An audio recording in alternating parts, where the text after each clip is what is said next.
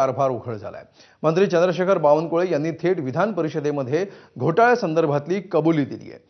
महसूल विभागाच्या कलम 155 अंतर्गत अधिकाऱ्यांनी 1 ते 1.5 लाख शेतकऱ्यांना फसवल्याची कबुली दिली आहे। शुद्ध लेखनामध्ये बदल करण्याच्या नियमाखाली सातबारात बदल केल्याची बाब समोर आली। आतापर्यंतच्या इतिहासामध्ये महसूल खात्यात झालेला हा सगळ्यात मोठा घोटाळा असल्याचं देखील मंत्र्यांनी कबूल केलंय। सभागृह संपायच्या आत दोषींवर कारवाई करण्याचं आश्वासनही देण्यात आलंय।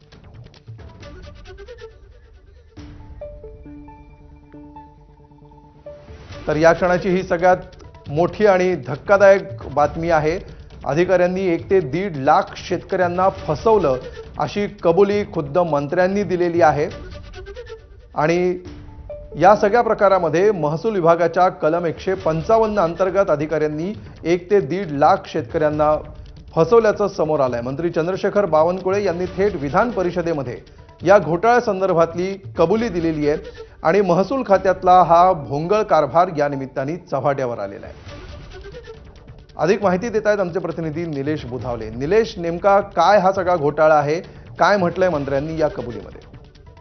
आमदार अनिल परब यांनी विधान परिषदेमध्ये हा विषय मांडला होता आणि यानंतर जे उत्तर चंद्रशेखर बावनकुळे जे मंत्री आहेत या विभागाचे त्यांनी दिलं, त्यानंतर हा धक्कादायक प्रकार समोर आलेला आहे। जुलै-ऑगस्ट 2025 दरम्यानचा हा सगळा प्रकार आहे।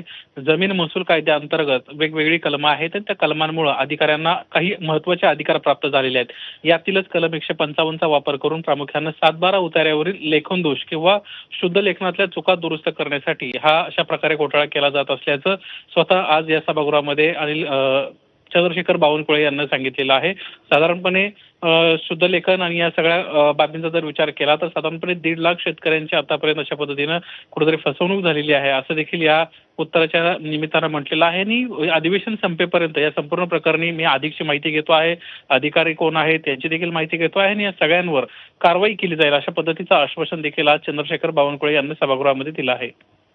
अमोल, निश्चितपणे निलेश, ज्या प्रकारे हा 7/12 मध्ये बदल केल्याची बाब याच्यातून समोर येते आहे, शुद्ध लेखनामध्ये बदल करण्याच्या नियमाच्या नावाखाली, तर याविषयी नेमकं काय घडलेलं आहे, कशा प्रकारे नेमका काय फटका या सगळ्या शेतकऱ्यांना बसलेला आहे? अमोल, अनेक प्रकरणं अशी आहेत जमिनी संदर्भातली ज्याच्यामध्ये मालकांची संमती नसताना देखील 7/12 बदल करण्यात आलेले आहेत। नियम बाह्य पद्धतीनं बेकायदेशीर आदेश पारित करून खाजगी हितसंबंध जपले गेलेले आहेत आणि बिगर शेती, जी जमीन बिगर शेती असते येणे असते ती करताना आणि मालकी हस्तांतरित करताना गंभीर अनियमितता करण्यात आलेली आहे। अशा पद्धतीच्या बाबी आज या ठिकाणी नमूद करण्यात आलेल्या आहेत। अनिल परब यांना हा विषय सभागृहामध्ये मांडला होता आणि याची तत्काळ दखल घेत साधारणपणे 1 ते 1.5 लाख शेतकरी या अशा प्रक्रियेमध्ये भरडले गेलेत असं खुद्द महसूल मंत्री यांना सभागृहामध्ये सांगितलेलं आहे। आणि या संपूर्ण प्रकरणामध्ये आपण कारवाई देखील करणार आहोत। याच्यामध्ये तहसीलदारांपासून ते वरिष्ठ अधिकाऱ्यांपर्यंत कोण कोण याच्यामध्ये दोषी आहे याची माहिती घेतली जाईल आणि सभागृह संपेपर्यंत म्हणजेच अधिवेशनाचा कालावधी संपेपर्यंत या संपूर्ण प्रकरणामध्ये आपण कारवाई करू अशा पद्धतीची महत्त्वाची माहिती चंद्रशेखर बावनकुळे यांच्या वतीने देण्यात आलेली आहे। अमोल, निलेश, आणखी एक यातला महत्त्वाचा मुद्दा असा आहे की हा प्रश्न सभागृहामध्ये उपस्थित करण्यात आलेला आहे आणि त्यानंतर उत्तरामध्ये ही सगळी बाब समोर आलेली आहे। मात्र ह्याची व्याप्ती नेमकी काय आहे, कधीपासून हे सगळं होतंय, किती कालावधीसाठीचा हा सगळा मुद्दा समोर आलेला आहे, ते गेल्या काही वर्षातला आहे की त्यापूर्वीची जुनी प्रकरणं सुद्धा याच्यामध्ये समाविष्ट आहेत, याविषयी काय नेमके तपशील आत्ता समोर येत आहेत? अमोल, सभागृहामध्ये मंत्री अनिल परब जे शिवसेने उद्धव बाळासाहेब ठाकरे पक्षाचे आमदार आहेत त्यांना हा विषय मांडला होता आणि खास करून पुणे जिल्ह्याचा या ठिकाणी उल्लेख देखील करण्यात आल्याचं आपल्याला पाहायला मिळालं। पुणे जिल्ह्यामध्ये 7/12 उतार्यांमध्ये कशा पद्धतीनं लेखन दोष किंवा शुद्ध लेखनातल्या चुका सांगून कलम 155 चा वापर करून अधिकारी मोठ्या प्रमाणामध्ये पैसे कमवत आहेत अशा पद्धतीची माहिती त्यांना या ठिकाणी मांडली।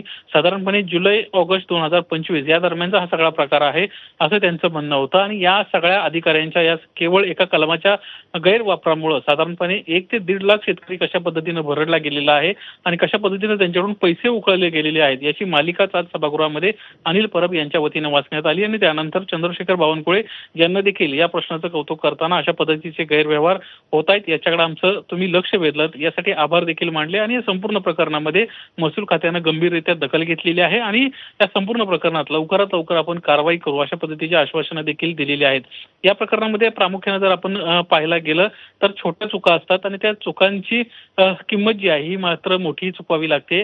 ही जाणीवपूर्वक काही ठिकाणी ह्या चुका केल्या गेलेल्या आहेत. अनेक वेळा जे मालकी असणारे म्हणजे येणे करताना शेतकऱ्यांना ज्यावेळेस येणे जमीन करायची असते त्यावेळेस अशा पद्धतीच्या ज्या चुका आहेत या अधिकारीच घडवून आणतात आणि त्याच दुरुस्तीसाठी तेच पैसे घेतात अशा पद्धतीचं त्यांचं म्हणणं होतं आणि त्यामुळेच या संपूर्ण प्रकरणाची व्याप्ती मोठी असून आपण या ठीक. महाघोटाळ्या प्रकरणी लवकरच कारवाई करू अशा पद्धतीचं आश्वासन या ठिकाणी चंद्रशेखर बावनकुळे यांच्या वतीनं देण्यात आलेलं आहे. सभागृहामध्ये अजूनही ते होते, अनिल परब होते आणि त्यांच्या वतीनं हा विषय मांडल्यानंतर अशा पद्धतीचं एक महत्त्वाचं आश्वासन देखील चंद्रशेखर ठीक आहे. बावनकुळे नेमकं यांच्या काय वतीनं आता देण्यात आलं. कारवाई केली जाते आणि शेतकऱ्यांचं हे जे नुकसान होणार आहे ते होऊ नये यासाठी नेमकी सरकार काय पावलं उचलतं याकडे लक्ष असणं महत्त्वाचं आहे. धन्यवाद निलेश या सविस्तर माहितीबद्दल.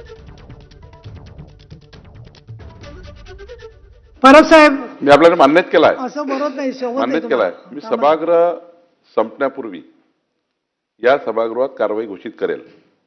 मला थोडा 2-3 दिवस वेळ द्या. कुठेही लाकुणा कारवाईचा राहू नये. आता प्रकरण आपल्या हाती सापडलेलं आहे. पूर्ण मासे सापडलेले आहेत. बिलकुल त्या ठिकाणी कुठलाच हे नाही आहे. पण मी एक वचन आपल्याला देतो, सभागृह संपण्यापूर्वी मी तुम्हाला संपूर्ण कारवाई या सभागृहात मी मांडणार आहे. पण मग निवेदन करणार का आपण मंत्री महोदय याच्यावर निवेदन करायला लक्षवेधी नाही, पूर्ण निवेदनही करणार आहे. हां. कारवाई अंतिम करणार आहे. आणि यानंतर बुलेटिनमध्ये